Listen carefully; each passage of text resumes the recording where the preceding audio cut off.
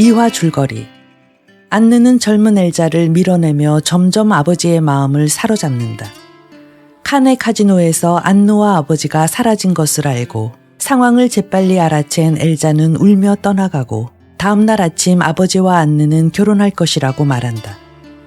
아버지마저 점점 멀어지는 것을 느끼는 세실은 시릴과 함께 있는 모습을 본 안느가 오해를 하고 철학 공부를 강요하며 자신의 생활을 속박시키는 것에 대해 화가 치밀어 오른다.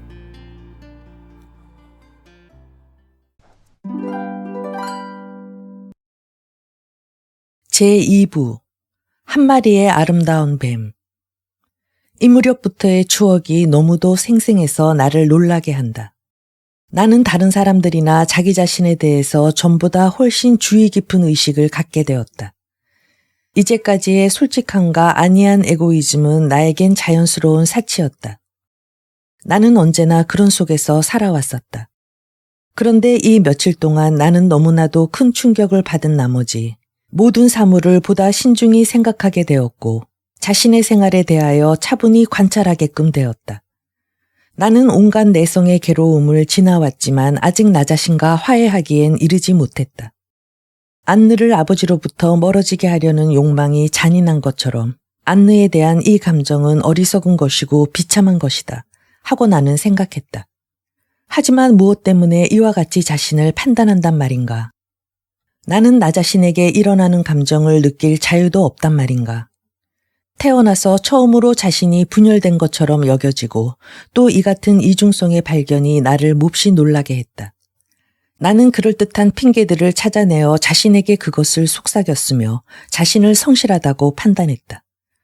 그랬더니 갑자기 또 다른 나라는 것이 나타나서 그것들이 아무리 진실한 외양을 지니고 있다 하더라도 내가 자신을 잘못 생각하고 있다고 외치며 나 자신의 논법을 반박게 되는 것이었다. 그런데 실제로 나를 속이고 있는 것은 바로 이 또 다른 내가 아니었을까?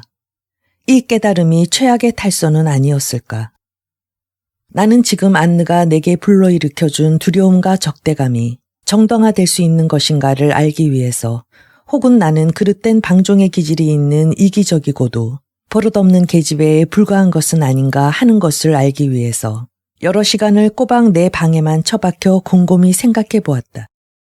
그동안 나는 매일 조금씩 더 말라갔다. 나는 해변에서 잠자는 일밖에 하지 않게 되었다. 그리고 저녁 식사 때엔 내 의사에 반해서 걱정스러운 침묵을 지키고 있어서 아버지와 안느에게 어색한 느낌을 가져다 주었다. 나는 안느를 쳐다봤다. 나는 안느의 얼굴을 쉴 새 없이 살폈다. 식사 중에 나는 자신에게 줄곧 이렇게 내까렸다. 아버지에 대한 안느의 저 감정이야말로 사랑이 아닌가. 아버지에겐 다시 찾아오지 않을 사랑이 아닌가. 그렇다면 눈빛으로 내게 보내는 저 미소를 어떻게 내가 원망할 수 있겠는가. 그런데 문득 그녀가 이렇게 말했다. 레이몽, 우리들이 파리로 돌아가면. 그 순간 안느가 우리들의 생활을 쪼개놓고 간섭한다는 느낌이 나를 반항하게 만들었다.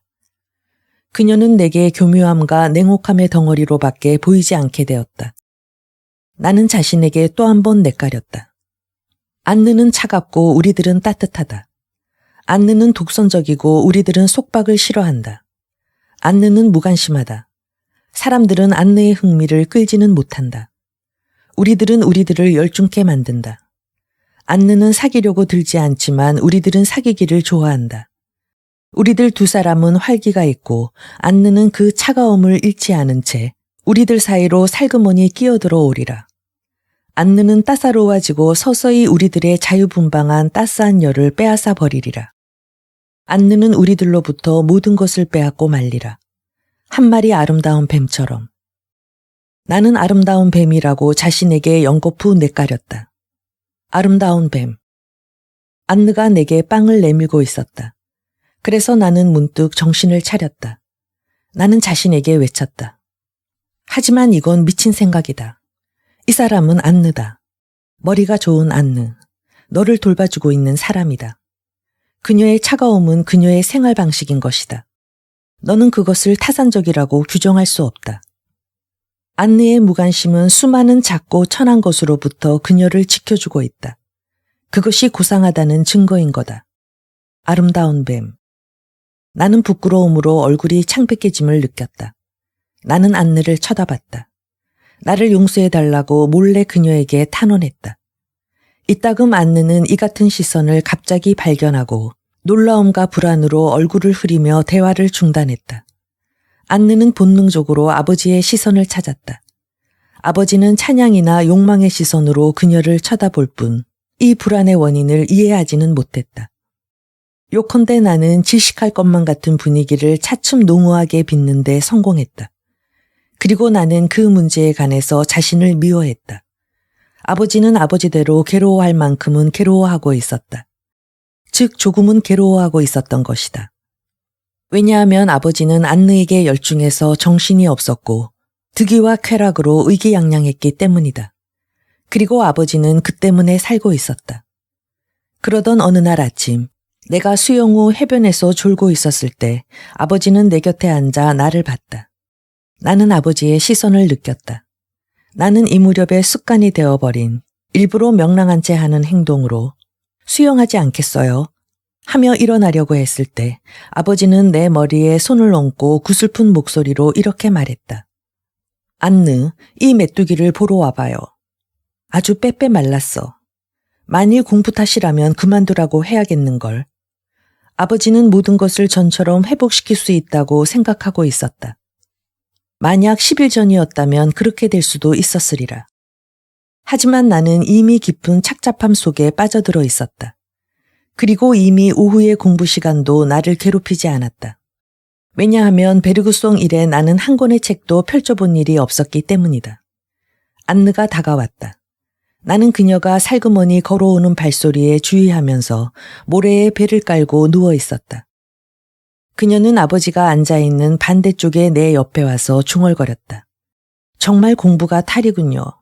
그렇긴 하지만 방 안에서 배회하는 것보단 정말 공부를 하는 편이 좋을 텐데. 나는 돌아 누웠다. 그리고 두 사람을 노려봤다. 어떻게 안느는 내가 공부하고 있지 않다는 것을 알고 있을까? 혹시 나의 엉큼한 생각마저 간파했던 것은 아닐까? 안느에게는 무엇이든지 가능할 거라고 생각했다. 이 느낌이 나를 겁나게 했다. 난 방 안에서 배회하지 않아요. 하고 나는 항의했다. 그 사내애가 없어서냐? 하고 아버지가 물었다. 아니요. 이것은 거짓말이기도 했다. 하지만 시리를 생각할 시간이 없음도 사실이었다. 그런데 넌 원기가 없구나. 하고 아버지가 엄한토로 말했다. 안느, 봐요. 마치 강한 햇볕에 오래 있어서 기진맥진한 병아리 같군. 나의 귀여운 세실. 하고 안느가 말했다. 노력을 해요. 조금 공부하고 많이 먹도록 해요. 이 시험은 중요하니까. 시험은 아무려면 어때요? 하고 나는 소리를 질렀다. 아시겠어요? 그런 건 문제도 안 된다고요. 나는 똑바로 절망적으로 안느를 쳐다보면서 그것이 시험보다도 중요하다는 걸 알려주려 했다. 안느는 나에게 이렇게 물어야만 했다. 그건 무엇 때문이죠? 하고 꼬치꼬치 캐물어 전부 털어놓게 해야만 했던 것이다. 그러면서 안느는 나를 납득시키고 자기가 원하는 대로 결정을 내렸어야 했다.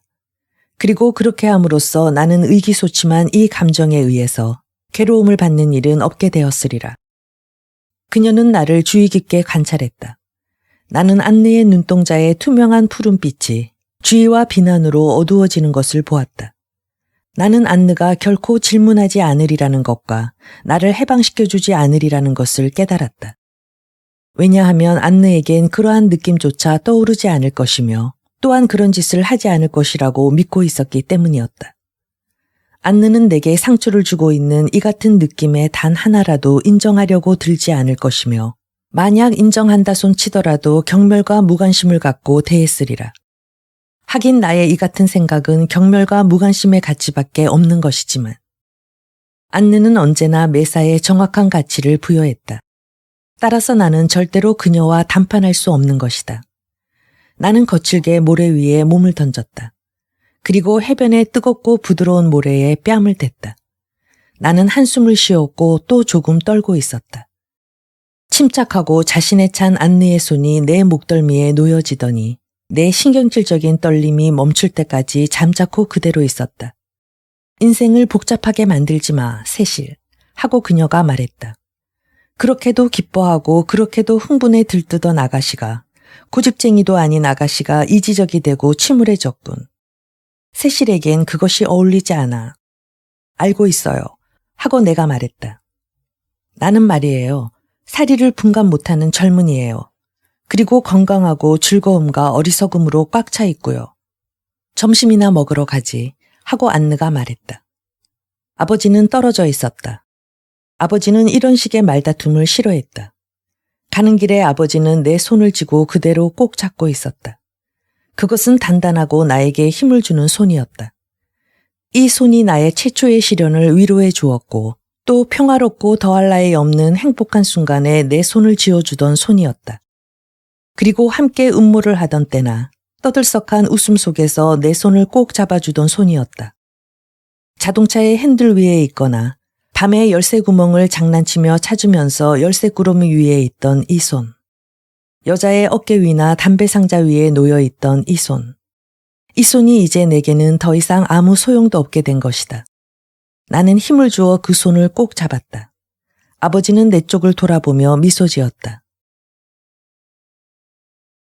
깜찍한 연극. 이틀이 지났다. 그동안 나는 방 안을 서성거리며 지냈다. 안느가 이제까지의 우리들의 생활 양식을 때려 부수리라는 강박관념에서 도망칠 수가 없었다. 나는 시릴과 만나려고 하지 않았다. 그는 나를 안심시키고 얼마만큼의 행복을 가져다 주었을지도 모른다. 하지만 나는 그것을 바라고 있지 않았다. 나는 과거의 나나를 추억하든가 닥쳐온 나나를 두려워하든가 혹은 해결할 수 없는 질문을 스스로에게 던져본다든가 하는 것에 스스로의 만족감조차 느끼고 있었다. 몹시 더웠다.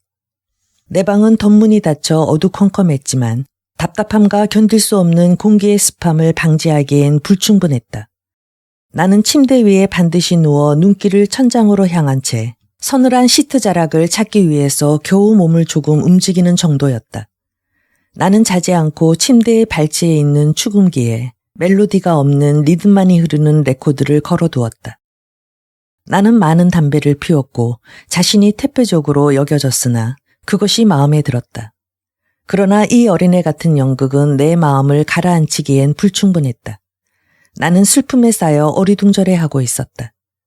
어느 날 오후 하녀가 도어를 노크하고 의미심장한 태도로 누군가 아래층에 와 있어요 하고 알렸다. 나는 시릴일 것이라고 생각했다. 나는 아래층으로 내려갔다. 그런데 시릴이 아니고 엘자였다. 엘자는 애정어린 몸짓으로 내 손을 쥐었다. 나는 그녀를 바라보았다. 그리고 나는 그녀의 싱싱한 아름다움에 놀랐다. 그녀는 마침내 햇볕에 탄 환하고 균형 잡힌 얼굴을 하고 있었으며 아주 정성 들여 손질을 해서 젊음으로 빛나고 있었다. 내 슈트케이스를 가지러 왔어. 조항이 요새 옷을 몇 벌 사주었지만 그것만으론 불편해서 하고 엘자가 말했다. 나는 순간 조항이라니 누굴까 하고 생각했지만 모른 채 했다. 나는 엘자와 다시 만난 게 기뻤다. 그녀는 첩이며 떠들썩한 술집이며 풍족한 야외의 분위기를 몰고 와서 내게 행복했던 날들을 회상하게 해주었다. 나는 엘자에게 다시 만나게 되어 반갑다고 말했으며 또한 그녀는 우리들과는 공통점이 있어서 언제나 잘 어울릴 수 있었다고 열의를 담은 말을 했다. 나는 가벼운 오한을 느꼈지만 그것을 감추고 그녀가 아버지나 안느와 부딪히지 않도록 내 침실로 가지 않겠느냐고 권했다. 내가 아버지 얘기를 했을 때 엘자는 머릿속에 일어나는 작은 동요를 억누르지 못했다. 조항과 그가 사준 몇 벌의 옷이 있음에도 불구하고 어쩌면 엘자는 아직까지도 아버지를 사랑하고 있는지도 모른다고 생각했다. 또한 3주일 전이었다면 나는 그런 미묘한 태도를 눈치채지 못했을 거라고 생각했다. 침실에서 나는 엘자가 해안에서 생활해온 사교적이고도 화려한 생활에 관해서 열심히 짓거리는 것을 들었다. 그러는 동안 그녀의 싱싱한 모습을 보아서인지 기묘한 느낌이 내 마음속에 막연하게 샘솟는 것을 느꼈다. 내 침묵 때문인지 엘자는 문득 자기의 얘기를 일단 멈추고 방 안을 몇 발짝 걷기 시작했다. 그리고 내 쪽을 돌아보지도 않고 무심히 물었다. 레이몽은 행복해. 나는 한 점을 얻은 느낌이었고 곧 그 이유를 깨달았다. 그때 몇 가지 계획들이 내 머릿속에서 뒤섞이고 가지가지 음모가 솟아오르자 나는 이런 상념들에 짓눌려 쓰러질 것만 같은 기분이 되었다. 동시에 그녀에게 무엇을 말해야 한다는 걸 알았다. 행복, 그건 너무 가분한 말이에요. 안느는 아버지에게 다른 생각을 할 틈을 주지 않아요. 그녀는 아주 능숙하니까. 지나치게 능숙하지 하고 엘자는 한숨 지었다. 그녀가 아버지에게 무엇을 결심시켰는지 당신은 도저히 상상 못할 거예요. 그녀는 아버지와 결혼해요. 엘자는 너무나 놀라서 쓰러질 것 같은 얼굴을 내게로 돌렸다. 그 사람이 결혼을 해요. 레이몽이 결혼하고 싶어 해요. 레이몽이? 그래요. 아버지는 결혼해요. 하고 나는 말했다. 갑자기 웃고 싶은 충동이 마구 치솟았다. 내 손은 떨리고 있었다. 엘자는 흠씬 두들겨 맞기나 한 것처럼 어찌할 바를 모르고 있었다. 요컨대 아버지도 나이가 나이인 만큼 여생을 애인들과 보낼 수는 없는 일이라고 엘자가 생각하고 결론을 내릴 만한 여유를 주어서는 안 되었다. 나는 몸을 앞으로 기울이며 그녀를 감동시키기 위해 갑자기 목소리를 낮추어 말했다. 그렇게 되어서는 안 돼요, 엘자. 아버지는 벌써 괴로워하고 있어요. 그건 불가능한 일이죠. 당신도 잘 알고 있겠지만. 맞아, 하고 그녀는 말했다. 엘자는 매혹당한 듯이 보였고 그것이 나를 웃고 싶게 만들었으며 내 떨림은 점점 더해갔다. 난 당신을 기다리고 있었어요. 하고 나는 말을 이었다.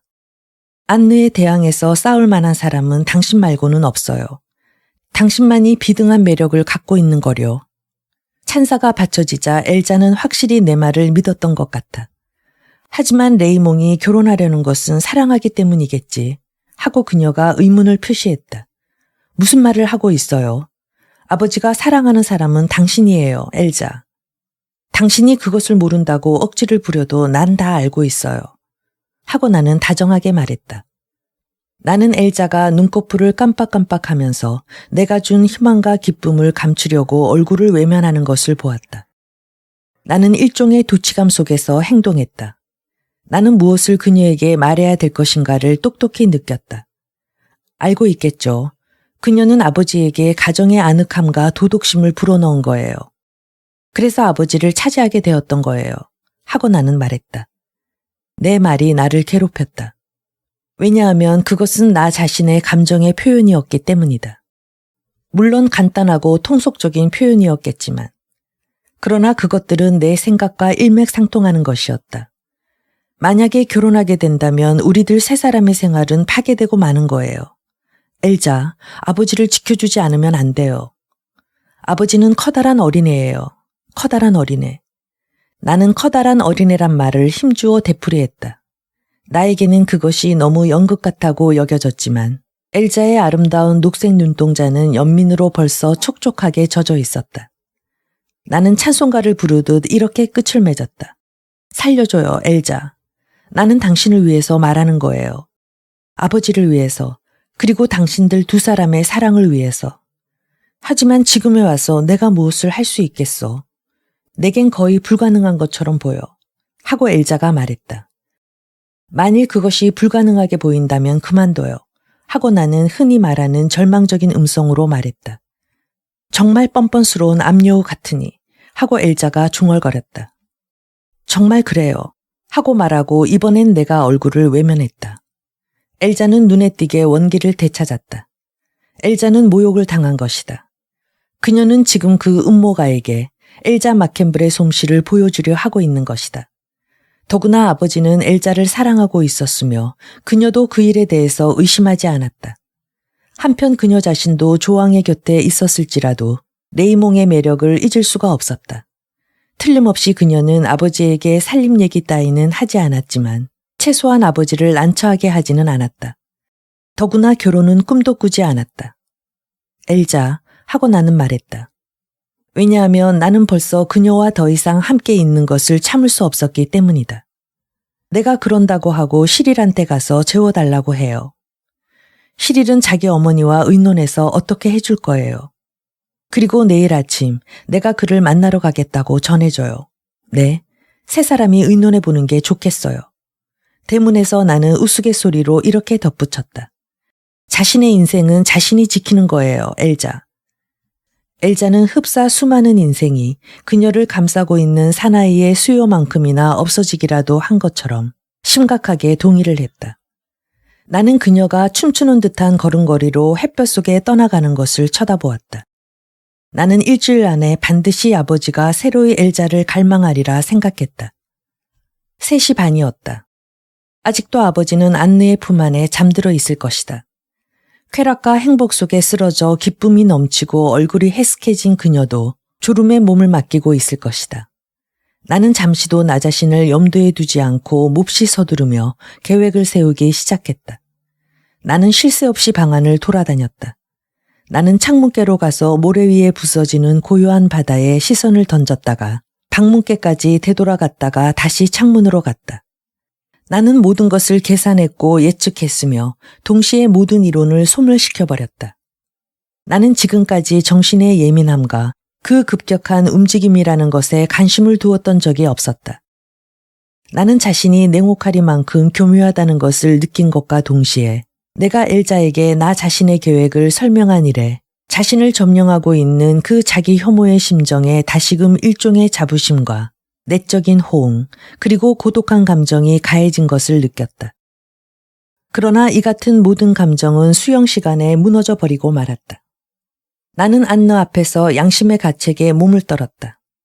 나는 다시 나를 속이기 위해 무엇을 해야 할 것인지를 알고 있을 뿐이었다.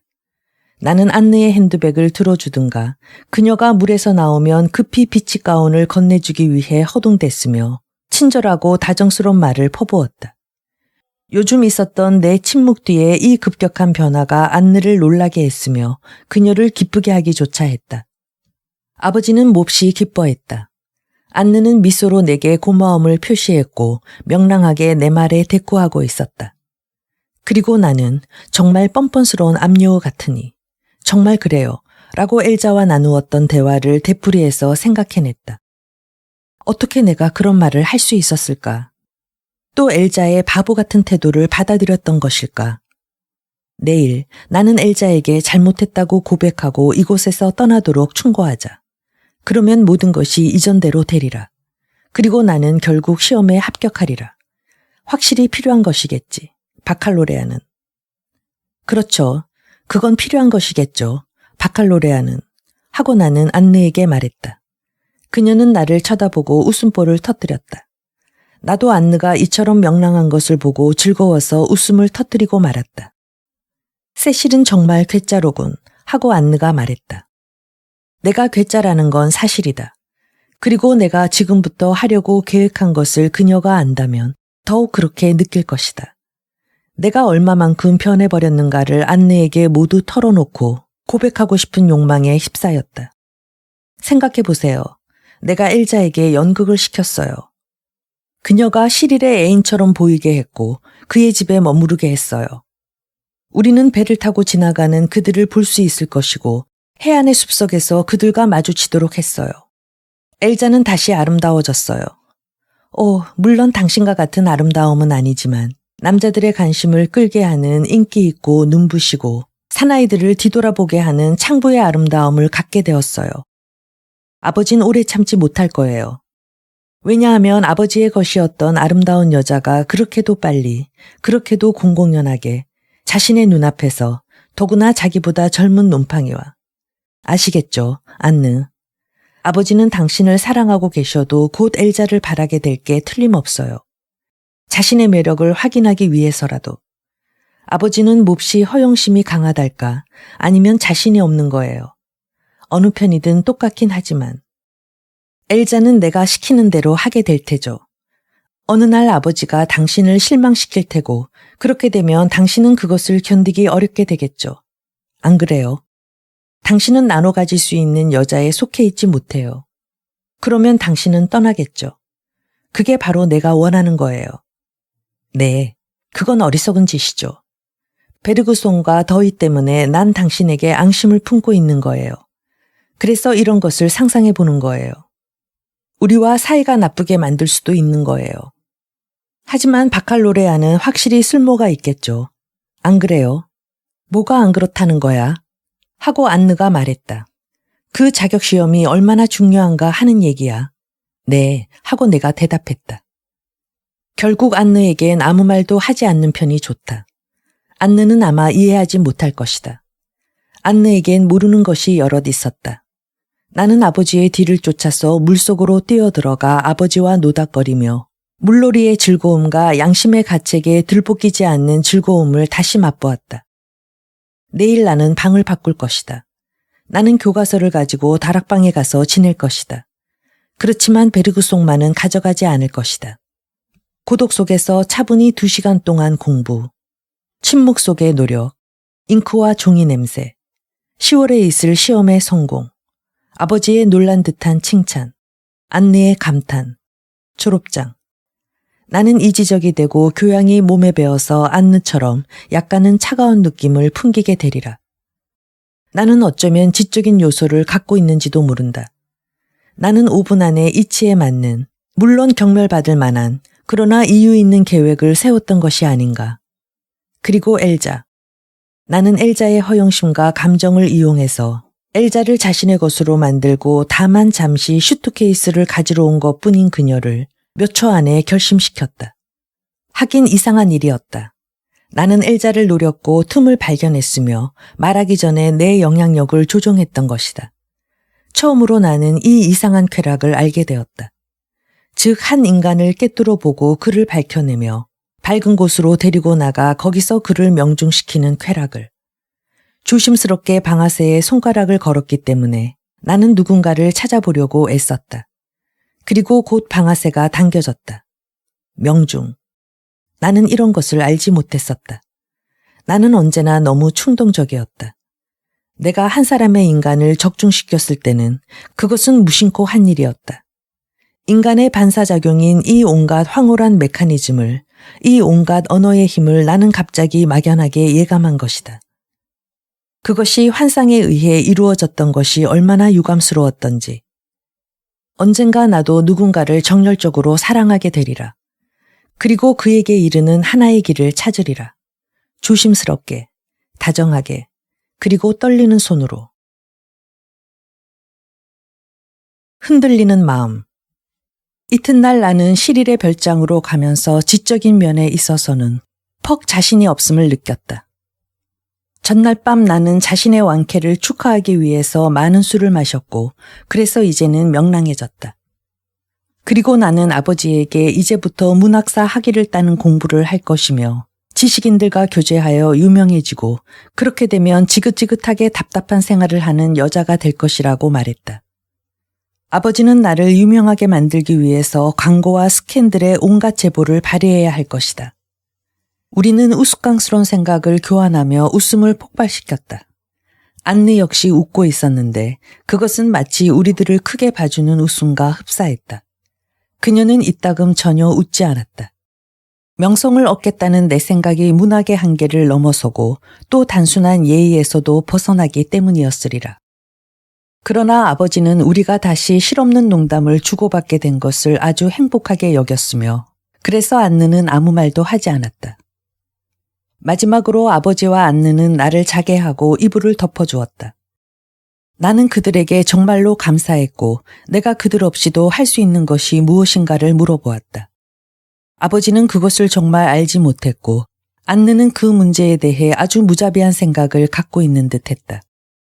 내가 그녀에게 그것을 말해달라고 간청하자 그녀가 내게로 몸을 굽혔는데 그때 나는 잠에 골아떨어지고 말았다. 밤중에는 몸이 아팠다. 잠을 깨니 어느 때보다도 괴로웠다. 말로 표현할 수 없는 생각들과 우유부단한 마음으로 아침바다와 지나치게 울어대는 갈매기들도 못 본 채 하고 나는 소나무 숲 쪽으로 걸어갔다. 정원 입구에서 시리를 만났다. 그는 나를 향해 덤벼들어 양팔로 나를 안으면서 뒤죽박죽인 말들을 중얼거리며 나를 힘있게 껴안았다. 이것 봐, 내가 얼마나 걱정했다고. 너무 오래되었지. 그 부인이 너를 불행하게 하는지 어떤지 내가 무엇을 하고 있는지 몰랐잖아. 나 자신이 이다지도 가련할 수 있을까를 몰랐던 거야. 나는 오후면 늘 포고 앞을 지나곤 했어. 한 번, 두 번. 내가 이렇게도 널 사랑하고 있었던 것을 미처 몰랐던 거야. 나도 마찬가지야. 하고 내가 말했다. 사실 이런 그의 태도가 나를 놀라게 함과 동시에 감격시켰다. 나는 너무나 가슴이 메스꺼려서 나의 이런 감동을 그에게 보여줄 수 없는 게 유감이었다. 왜 창백한 얼굴을 하고 있지? 이제부터는 내가 너의 보호자야. 내가 학대받도록 내버려 둘 수는 없어. 하고 그는 말했다. 나는 엘자가 꾸며낸 이름을 알 수 있었다. 나는 시릴에게 엘자에 대해서 어머니께 뭐라고 말했는가를 물어보았다. 나는 엘자를 친구라고 또 고아라고 소개했어. 하고 시릴은 대답했다. 그녀는 참 좋은 사람이야. 엘자 말이야. 그리고 그 여자에 대해서도 모든 얘기를 들었지. 정말 놀랄 일이야. 그렇게도 세련되고 기품 있는 얼굴을 하고 그렇게 모사꾼들이나 꾸미는 술책을 쓰다니 말이야. 엘자가 너무 과장해서 말했군. 하고 내가 조그만 소리로 말했다. 내가 마침 그녀에게 하고 싶은 말이 있는데 나도 내게 할 말이 있어. 하고 시릴이 가로막았다. 세실, 나 너와 결혼하고 싶어. 나는 한순간 당황했다. 무엇인가를 해야만 한다. 말하지 않으면 안 된다. 만일 이렇게 마음이 몹시 괴롭지 않다면. 난 너를 사랑하고 있어. 난 법과를 집어치우려고 해. 좋은 직장이 생겼어. 아저씨가 나도 26이야. 소년이 아니야. 진심으로 말하는 거야. 넌 어떻게 생각하지? 하고 시릴이 내 머리카락 속에서 속삭였다. 나는 있는 힘을 다해서 무엇인가 아름답고도 애매한 언어를 찾으려고 애썼다. 나는 그를 사랑하고 있었지만 결혼하고 싶지는 않았다. 나는 누구와도 결혼하고 싶지 않았다. 필요할 뿐이었다. 하지만 그렇게 할 수는 없어. 아버지가. 하고 나는 더듬거렸다. 아버지는 내가 맡을게. 하고 시릴이 말했다. 안느가 찬성하지 않을 거야. 그녀는 나를 어른이 아니라고 생각하고 있어. 그래서 만일 안느가 안 된다고 하면 아버지도 역시 그렇게 말할 거야. 난 필요해, 시릴. 감격으로 다리가 후들후들 떨리고 있어. 우리 앉아. 아, 엘자가 오네. 하고 나는 말했다. 엘자는 실내복 차림으로 내려왔다. 싱싱한 모습이 눈부실 정도였다. 나는 내가 빛을 잃고 말라 비틀어진 것처럼 여겨졌다. 두 사람 다 건강한 모습이었고 활력에 넘쳐 있었으므로 나는 가일층 마음이 우울해졌다. 그녀는 내가 마치 형무소에서 출감한 듯 세심한 주의를 베풀어 나를 앉혔다. 레이몽은 내가 온 것을 알고 있어. 하고 그녀가 물었다. 엘자는 희망을 가진 사람에 대단히 행복한 미소를 머금고 있었다. 나는 엘자에게 아버지가 그녀를 벌써 잊어버리고 말았다는 것과 그리고 시릴에게 그와 결혼하지 않겠다는 것은 아무래도 말할 수 없었다. 나는 눈을 감았다. 시릴이 커피를 가지러 갔다. 엘자는 계속해서 짓거래댔다. 그녀는 나를 틀림없이 어떤 술책이 대단한 사람처럼 대우하고 신뢰하고 있었다. 커피는 아주 짙었고 향기가 좋았다. 태양이 나의 기운을 약간 북돋워 주었다. 열심히 연구해봤지만 아직 좋은 방법이 없어. 하고 엘자가 말했다. 나도 그렇게 생각해. 골똘히 찾아보았지만 할 일이 없는 것 같아. 하고 시릴이 거들었다. 있어. 하고 나는 말했다. 하나의 방법이 있어. 당신들은 정말 상상력이 풍부하지 못하군요. 그들이 내 말을 열심히 듣고 있었으므로 나는 아주 의기양양해졌다. 그들은 나보다도 10년이나 연상이지만 생각이 모자라는 거다. 나는 약간 거만하게 그것은 심리적인 문제야. 하고 말했다. 나는 오랫동안 내 계획을 설명했다. 그들은 내가 전날 밤 자신에게 뇌까렸던 똑같은 이 일을 들고 나왔으므로 나는 그것을 격파시키는데 야릇한 쾌감을 느꼈다. 그것은 뻔한 일이지만 그들을 납득시키고 싶었기 때문에 이번에는 내가 흥분하고 말았다. 나는 그것이 가능하다는 것을 증명했다. 다음은 그들에게 해서는 안 되는 것을 보여주는 것만 남았는데 조금 전처럼 이치에 닿는 논거를 찾아낼 수가 없었다. 난 그런 계략은 좋아하지 않는데 하고 시릴이 말했다. 하지만 세실과 결혼하기 위한 유일한 방법이라면 기꺼이 받아들이도록 하겠어. 그건 정확히 말해서 안느의 잘못만은 아니야. 하고 내가 말했다. 만일 안느가 그대로 있게 된다면 당신은 그녀가 원하는 사람과 결혼하게 되리라는 것을 잘 알 거야. 하고 엘자가 말했다. 그것은 어쩌면 사실일지도 모른다. 내가 20살이 되는 어느 날 역시 학사학위를 받고 빛나는 장래가 약속된 똑똑하고 균형이 잡힌 또 틀림없이 성실할 한 젊은이를 내게 소개하는 안느의 모습을 떠올려 보았다. 시릴도 하긴 그런 자격을 갖춘 청년이기는 했다. 나는 웃기 시작했다.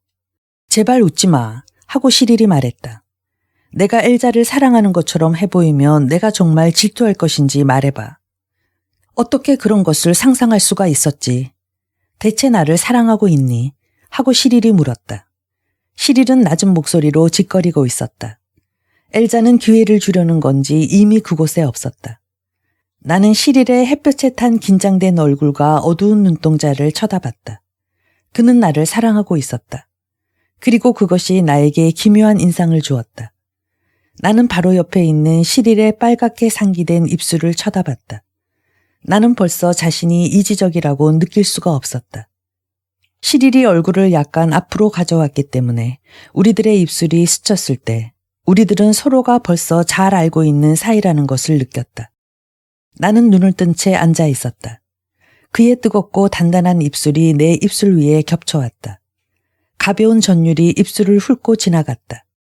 그는 그것을 멈추게 하려고 좀 더 입술을 밀어붙였다. 그런 다음 그의 입술이 벌어지며 키스는 능동적이 되고 곧 절대적이 되더니 교묘하게, 너무나 교묘하게 되어갔다. 나는 시험 준비를 하는 것보다 태양 아래에서 남자와 키스하는 것에 더 재능이 있음을 알았다. 나는 숨을 헐떡이면서 그에게 약간 떨어졌다. 세실, 우리들은 함께 살아야만 해. 엘자와 함께 그 시시한 연극을 하겠어. 나는 자신의 계산이 옳은가 그른가를 자문했다. 내가 이번 연극의 핵심이고 연출자였다. 나는 언제라도 이 연극을 중단시킬 수 있는 것이다. 넌 묘한 생각을 하고 있지. 하고 윗입술을 말아 올리는 미소를 슬쩍 띠며 시릴이 말했다. 그런 모습이 아주 잘생긴 도적 같은 인상을 주었다. 키스해줘. 빨리 키스해달라니까. 내가 속삭였다. 이렇게 나는 연극을 시작하고 말았다. 본인은 아니었지만 타성과 호기심에서. 나는 이따금 난폭함과 중호심에서 이 짓을 하는 편이 좋을 것 같았다. 게으름이나 태양이나 시릴의 키스 대신 최소한 자기 자신을 규탄할 수 있도록 말이다. 나는 1시간 후에 어지간히 난처한 심정으로 공모자들과 헤어졌다. 나를 안심시킬 수 있는 근거는 아직도 많이 남아있다. 즉 내 계획은 서투른 것인지도 모른다. 아버지는 안느에의 정열을 충성으로까지 가져갈는지도 모른다. 그뿐 아니라 시릴이나 엘자도 나 없인 아무 일도 못한다. 나는 이 노름을 언제라도 그만둘 구실을 찾아낼 수가 있으리라. 만약에 아버지가 이 장난에 걸려든 것처럼 보이면 무엇인가를 시도해 보려고 하는 것과 내 심리적인 계산이 정확한 것인지 아니면 그렇지 못한 것인지를 알아보는 것은 언제나 재미있는 일이다. 게다가 시릴은 나를 사랑하고 있다. 시릴은 나와 결혼하고 싶어 한다. 이런 생각이 내 행복감을 충족시켜 주었다. 만일 그가 1년 혹은 2년 내가 어른이 되는 기간을 기다려줄 수 있다면 나는 승낙하리라. 나는 벌써 시릴과 함께 생활하고 그에게 기대에 잠을 자고 그에게서 떨어지지 않으려는 나 자신을 생각해 보았다. 일요일마다 우리는 의좋은 부부인 안느와 아버지한테 점심을 먹으러 가리라. 그리고 또 시릴의 어머니도 동행할 것이다. 그것이 식사의 분위기를 한결 돋우어 주리라. 나는 테라스 위에서 안느와 마주쳤다. 그녀는 아버지와 만나기 위해서 해안으로 내려가는 참이었다. 안느는 간밤에 술 취한 사람을 대하듯 시니컬한 태도로 나를 맞았다. 나는 어젯밤 내가 잠들기 전에 안느가 하려 했던 말이 무엇이냐고 물었다. 그녀는 그것이 아마도 내 자존심에 상처를 줄는지 모른다는 구실을 대며 웃으면서 거부했다. 아버지가 물속에서 나왔다. 어깨가 넓고 근육이 잘 발달된 것이 황홀하게 보였다. 나는 안느와 함께 헤엄쳤다. 그녀는 머리카락을 적시지 않으려고 머리를 물 위에 내놓고 조용히 헤엄치고 있었다. 그런 다음 우리 세 사람은 나란히 엎드려 누웠다. 나는 두 사람 사이에 잠자코 누워 있었다. 그때였다. 돛을 한껏 올린 요트 한 척이 만 한 끝에서 모습을 나타냈다. 아버지가 제일 먼저 그것을 발견했다. 저 시릴이란 놈, 이젠 더 참지 못하게 된 모양이지 하고 웃으면서 말했다. 안느, 용서해줄까? 사실은 좋은 녀석이야. 나는 고개를 들었다. 그리고 위험을 느꼈다. 하지만 대체 무엇을 하고 있는 것일까? 하고 아버지는 말을 이었다. 만을 지나쳐 버리는데. 혼자가 아닌데. 이번엔 안느가 고개를 들었다. 요트가 우리들 앞을 지나치려 하고 있었다. 나는 시릴의 얼굴을 알아보았다.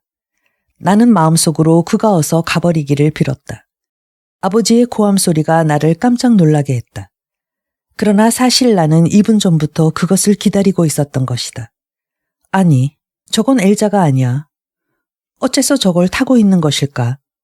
아버지는 안느 쪽을 돌아봤다. 저 애는 대단한 솜씨야. 저 가엾은 사내애를 마음대로 주물렀을 거야. 아마도 그 나이 먹은 노부인의 식객 노릇을 하고 있음이 분명해. 그러나 안느는 아버지가 하는 말을 듣고 있지 않았다. 그녀는 나를 쳐다봤다. 나는 그녀의 시선과 부딪히자 부끄러움으로 확 달아오르는 얼굴을 모래 위로 숙였다. 안느는 손을 뻗어 내 목덜미 위에 얹었다. 나를 봐. 화났어. 나는 눈을 떴다. 그녀는 애원에 가까운 걱정스러운 눈초리로 나를 들여다보았다. 그녀는 이때 비로소 민감하고 내성적인 사람을 살피는 듯한 눈초리로 나를 보았다. 그것도 내가 연극을 시작한 이런 날에. 나는 신음소리를 내며 이 손에서 도망쳐야 한다는 생각으로 얼굴을 거칠게 아버지 쪽으로 돌렸다. 아버지는 요트를 바라보고 있었다. 가엾어 하고 안느의 낮은 음성이 이어졌다. 가엾은, 나의 가엾은 세실. 이것은 내 책임도 조금 있어. 내가 그처럼 강경하지 않았다면. 세실을 괴롭히고 싶지는 않았던 거야. 믿어주겠어. 그녀는 내 머리카락과 목덜미를 다정하게 쓰다듬었다. 나는 꼼짝도 안 했다. 나는 밀려가는 파도에 내 발밑의 모래가 쓸려나갈 때와 같은 느낌을 맛보았다. 다정해지고 싶다는 욕망이 나를 사로잡았다.